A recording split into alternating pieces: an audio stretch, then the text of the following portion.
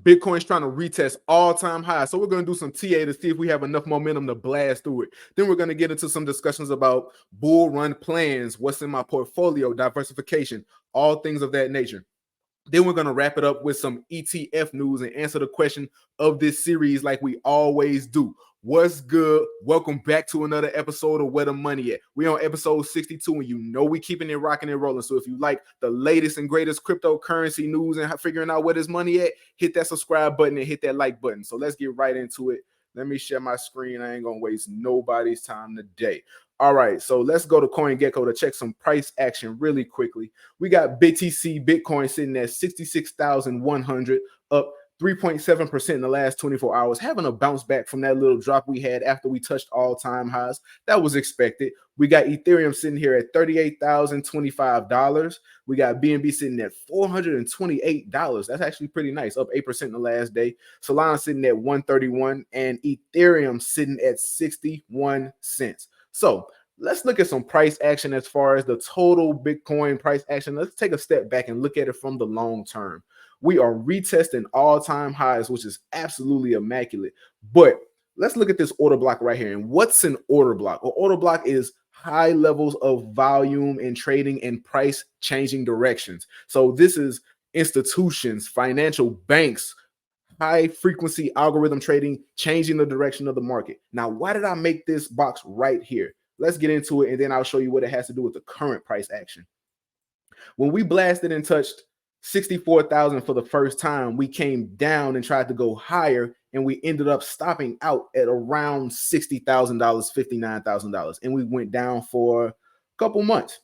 Then we tested it again and hit an all-time high of $69,000, came down and tried to test it again and got stopped out again at $59,000 or $60,000. That's why I drew that order block here. And if we look and zoom in on the recent price action, the last 3 or 4 days, we hit an all-time high, touched the all-time high on March 4th of $69,000. And then the next day we came down. And where did we bounce? Perfectly right off of $60,000. So I think that may be a very, very important level. And I think that's the last level before we touch something crazy if we were to continue bullish price action. Because if we really, really wanted to, we could draw another one. Let's draw another rectangle. If we really wanted to, we could draw another one right here, because that's where we stopped out last time, and that's where we currently are. So if we were to go lower or stay here and struggle as far as price action, this will be the next order block. So that's it for that. So let's get into some ETF price tracking. So we got GBTC sitting here at $59.08, IBIT sitting at $38.29, Fidelity Wise Origin Bitcoin Fund at $58.63, and BITO ProShares sitting at $30.83. So, you know, we're tracking it, and let's look at it as far as 2 days ago. IBIT is up $1 and some. The assets under management hasn't changed, but the market cap has went from 10.75 billion to 11.47 billion. GBTC's price is a little bit higher, about 50 cents higher. But the assets under management has went down about 2 billion, and the market cap has went down half a billion. BIOT is up 30 some cents. Assets under management is the same, and the market cap went up 0.1 billion. FBTC price has went up about 50 some cents. Assets under management is still the same, and the market cap has went up 0.3 billion. So I got some homework for y'all, because this is something we really need to pay attention to. We've been keeping track of it, and we're going to keep keeping track of it. One of these 4 Bitcoin ETFs has contract options available for it, and I want you guys to do your homework on and tell me which one it is. Now, you can use platforms like E-Trade, Charles Schwab, or Robinhood to go through and find out which one of these has that, or your own platform of choice. Come back and let me know, because we're gonna circle back to that in a little bit. So let's get into the discussion for the day. That's it for price action. Let's get into the discussion. So we're gonna talk about a couple things. We're gonna talk about bull run plans. Let's say the price action were to go, where's the drawing symbol? Let's say the price action were to go higher and touch 100, 120, 140. What would be the plan? Let's get rid of that last one. Because you need to have a bull run plan before the bull run happens. You don't want to be in the midst of a bull run with price action going crazy and you're trying to wing it. That's never a good idea. And you want to be as prepared as possible. Remember, none of this is financial advice. So I'm going to answer 3 questions. What are my long-term and short-term holds? What's in my portfolio? And we're going to talk about diversification. So these are just 11 coins that I have in my portfolio. By no means am I telling you to buy these coins. This is what's in my portfolio. I don't have the authority to tell you what to buy. This is an entertainment channel where we just talk about cryptocurrency because we love this space. Everybody has a different portfolio and everybody researches cryptocurrency differently. You're going to have a different portfolio and you're going to research it differently. So with that being said, let's get into what I have in my portfolio. I got Bitcoin, Ethereum, Solana, Chainlink, Avalanche, Multiverse X, Internet Computer, Live Peer, Synthetics, Engine, Origin Token. If anybody can tell me the theme of the majority of these tokens and why I pick what I pick, or you could just go to the research video and find out. But if you see a commonality in these coins, let me know. But let's separate it like this. I would say this is the majority of my holdings. These coins are already in the top 15, 20 coins. So, I'm not trying to necessarily find the next big thing. I like investing in proven coins because I feel like this market is mature enough now to have these companies have staying power. And I trust these companies now. I trust these companies more, you know what I'm saying? Not like I put my life trust in these, but I trust these companies more at this point with regulation and the way these companies have had to step their game up with the current regulation. So I say these are the majority of my holdings, and these are, just the little bags that you got a little money in just in case they blow. You know what I'm saying? So if the price were to start to hit 100K, actually, if the price would start to hit 90K, 100K, then I would start to consider DCAing, dollar cost averaging, selling a little bit of my position every month out of the market. You know what I'm saying? Maybe not every month. I think the bull runs happens a little faster, so I may have to shorten that frequency. Like I get in the market monthly, but I may have to get out a little quicker than that. If the price were to start going up, I would have to start considering which of these tokens would I want to hold for the long term and which ones would I want to sell and take my profit on. And this is a question that you have to ask yourself with your portfolio too. I just had a great conversation with some guys on Twitter about this exact same topic. So I'm gonna be honest with you. I think Bitcoin and Solana are long-term holds for me. Everything else is eligible for profit taking for me. Everything else besides that. And I also think that Solana will be one of the next blue chips. That's one of my bets. I could be wrong, but I think that's one of the next blue chips because all we have right now is Ethereum and Bitcoin as far as cryptocurrency blue chips, in my opinion. But I have to be forward thinking. There's going to be more blue chips in the future. You know what I'm saying? But as always, you got to be cautious and you got to be paying attention because this top 10 is going to change. There's going to be new companies that come up. There's going to be companies down here that have acquisitions and step their game up and they're going to shoot up here. So, you know what I'm saying? You don't want to plan to hold these things forever and ever, amen, because this is still a young market class. I mean, it's still a young asset class as a whole, period. But you want to start thinking about these things. So we start getting up there. I may take some profits on some Solana, Chainlink, and Avalanche, but I do believe that these companies have a little bit more staying power. But Multiverse X, Internet Computer, Live Peer, Synthetics, Engine, Origin, I'm definitely taking profits on those. You know what I'm saying? Like when you put money into cryptocurrency, it becomes a number on a screen. The same way it does when in a bank. You know what I'm saying? When you put your physical dollar into a bank, it becomes a number on the computer. You know what I'm saying? At some point, you have to make it real. You know what I'm saying? At some point, you have to get a return out of this market and make it real. There is no return. Like, what is that phrase? It's not a loss until you sell. Well, technically that's true. You know what I'm saying? Once you put it in there, like it's gone. But if you sell it, then it's a loss. But if you never take it out, it's just a number for forever. You know what I'm saying? It has no use, but it's still a number. You have to get a return, pull your money out and make it real. And you only learn things like this by spending time and money in the market. You know what I'm saying? So that's why you have to get in the market, make your investments in whatever asset class you're in, and get your cuts and earn your stripes, because that's where you learn the lessons. So those are my bull run plans and what I'll plan to buy and hold for the long term. Now let's talk about the diversity inside of cryptocurrency. These are 11 tokens, and I could be wrong on all 11 because there are so many projects. Look at this. This is the top 100. We can get into the top 200. Look how many tokens there are. Look how many things and opportunities we have to invest in. There's no way. Let's get into the 300. There's no way that you can invest in every single project. So there's something I believe in called the power of concentration. And I say, you need to focus on one asset class, make your bag from that one asset class, and then you'll be able to spread it to other asset classes. Like if you focus on real estate, then you'll be able to make a bag in real estate and spread it to crypto, stocks and bonds, ETFs, mutual bonds, things of that nature.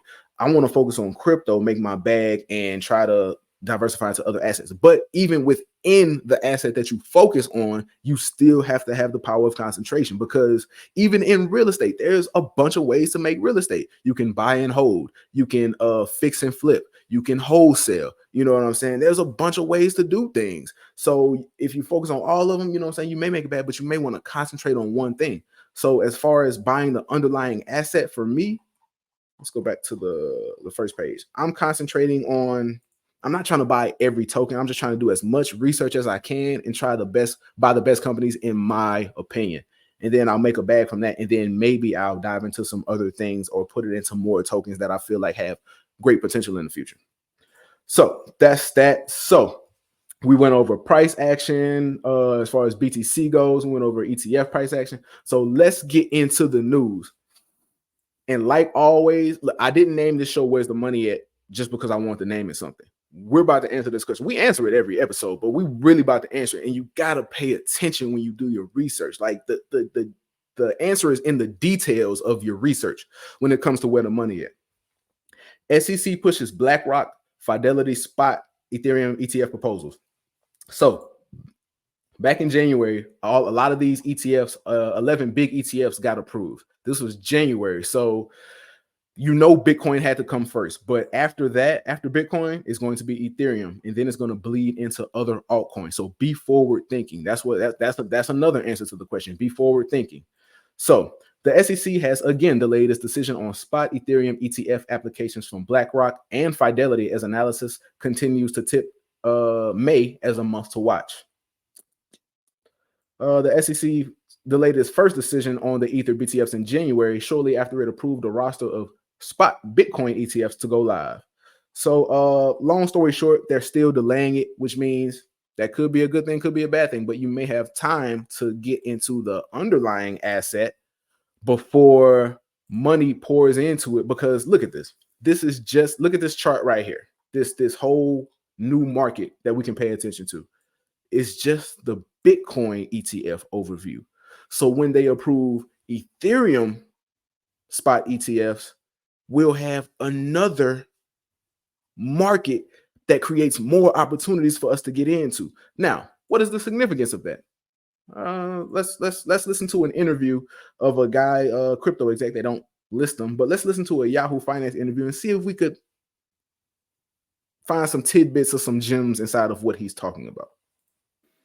Well, to me, 100,000 is, in the cards for this year. So I think we have a long way to go. In crypto, we care about purchasing power and sound money. So the inflation-adjusted all-time high is now at $79,000, and so we have a little bit yet to climb to reach that, if you permit me this joke. But I think what is most important here is that the macroeconomic backdrop is perfect. Last time we were trading at those levels, interest rates were closer to zero. Now they're above 5%.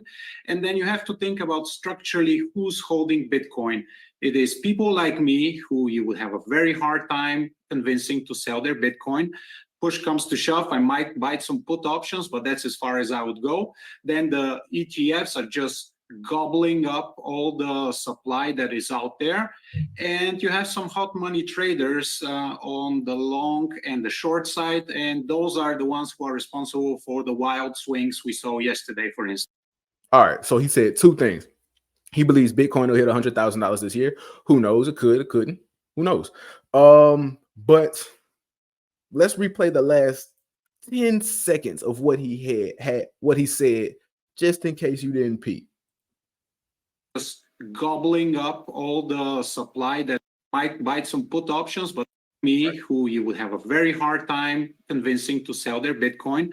Push comes to shove, I might buy some put options, but that's as far as I would go. Then the ETFs are just gobbling up all the supply that is out there. And you have some hot money traders. So he said he might buy some put options, and ETFs are buying up all the supply. We've been tracking the price of the ETFs and the assets under management and the market cap, and we've seen that it's been growing. It's on a bull run as far as price action, just like BTC. So if he would buy put options, what are put options? Put options are contracts, and one of these four has contracts. So where's the money at? If you still don't get it, let's dive a little further. So this is from 2020, and I got this from Digital Asset News on YouTube. All of the world's money and markets in one visualization. Now, this was in 2020. I'm pretty sure there's an updated version. When I find it, you know I'm bringing it to you.